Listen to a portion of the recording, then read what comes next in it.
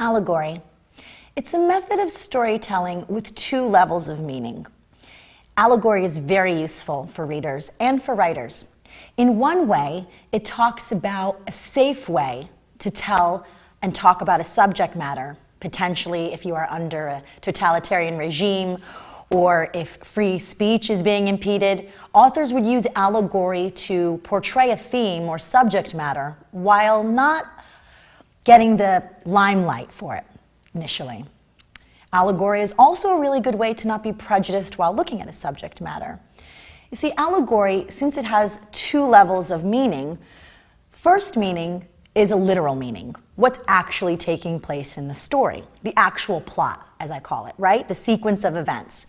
But the other level of meaning is the theme, what's being taken away, or even more specifically, what is the author trying to say about another similar subject that the allegory is imitating? So the allegory also allows the reader to explore and understand an issue without getting too tied to personal prejudices around the story told. We hold prejudices for political reasons, for religious reasons, for familial reasons, and for no reasons. And so when we are looking at a novel, we bring all of our prejudices with it. When we read a poem, we do that too. That's how we go about life. So what's important to realize with an allegory is all of the seemingly lifelike resemblances to what you see in your world are removed, and characters are, instead of individual realistic characters, are replaced with ideals or icons, or sometimes even animals, to make it really simple so that we don't get tied to our prejudice about a subject, but instead we can actually get to the narrative or the story that's being told.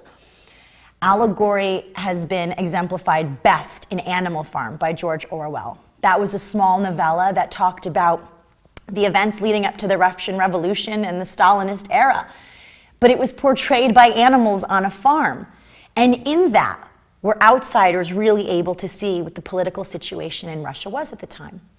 Other examples were John Bunyan's Pilgrim's Progress, with a protagonist of Christian on a journey. Obviously, it was a religious allegory. Edmund Spenser's Fairy Queen does the same thing. And Dante Alighieri's Divine Comedy as well, where Virgil takes the narrator into a descent into hell.